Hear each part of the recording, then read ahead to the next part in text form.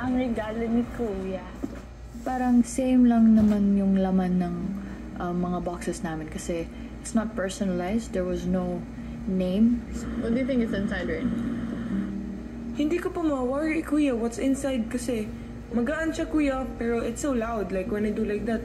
Something na everyone... Yeah, Para sa lahat. I think for everybody. Siguro sabi ko lang po na, baka may connect siguro to sa task namin. Curious na. So, ano pang laman nito? May theory na ako. Tama yun eh, sa isip ko. Naman ito, ibibigay natin ng marami.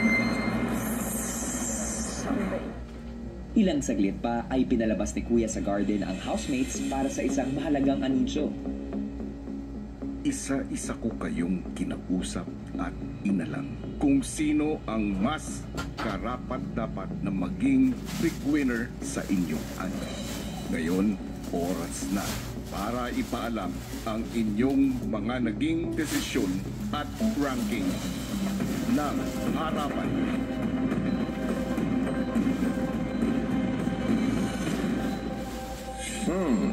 Alinsunod sa naging ranking ng housemates ay harapan nilang sasabitan ng ribbon ang kapwa housemates depende sa kung anong rank ang ibinigay nila dito.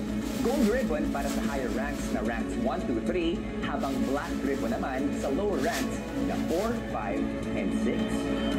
Sino ang gustong mauna? I was actually quite excited na malaman yung anong napiling rank ng mga ibang housemates din po, Kuya. Okay, ibibigay ko ang rank 1 ko kay Colette. At itong rank 2 ibibigay ko kay Kai. Hinarap ko po yung kinakatakutan ko po, Kuya, at nagawa ko po yun, Kuya, ng walang pag-alinlangan, Kuya, at walang pagsisisi po sa sarili, Kuya. Nakikitaan ko din siya ng character development. Ibibigay ko to kay JP. Sarap po sa pakiramdam po na may taong nag-appreciate na nandito. Pero ang rank 4, siguro may kulang pa siguro pagdating sa pakikipag-salamuha sa ibang tao. So, ibibigay ko to kay JM.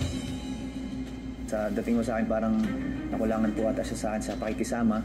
Mula ko noon, matalik na kaibigan ko na ho si Colette. At hindi ko alam kung saan po ako nagkulang sa pakikisama ko sa kanya. Ang rank 5, siguro pagdating lang sa medyo pag-respect.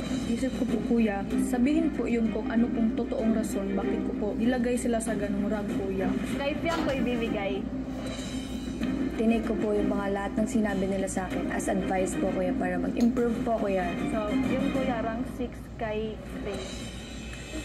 Deserve yourself ang rank 1 na ball. Dahil, ma-rank number 2. Sobrang laking bagay niya dito sa loob ng bahay.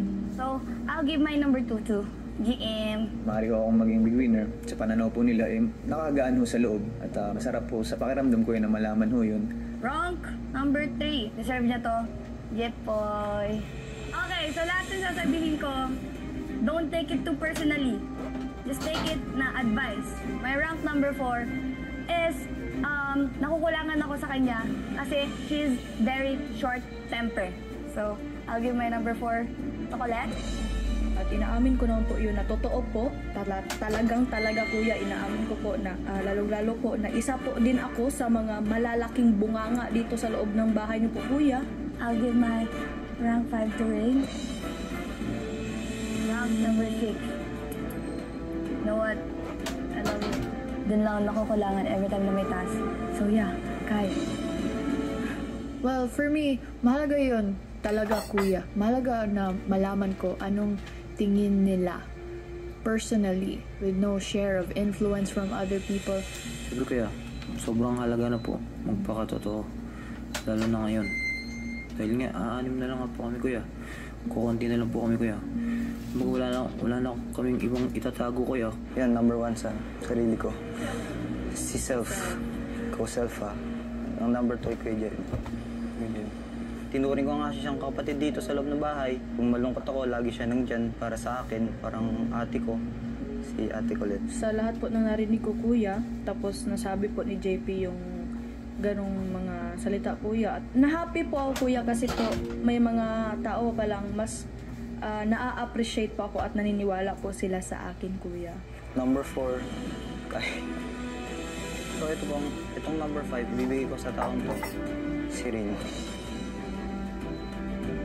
Pero ito, so itong number 6 naman, unahin ko muna.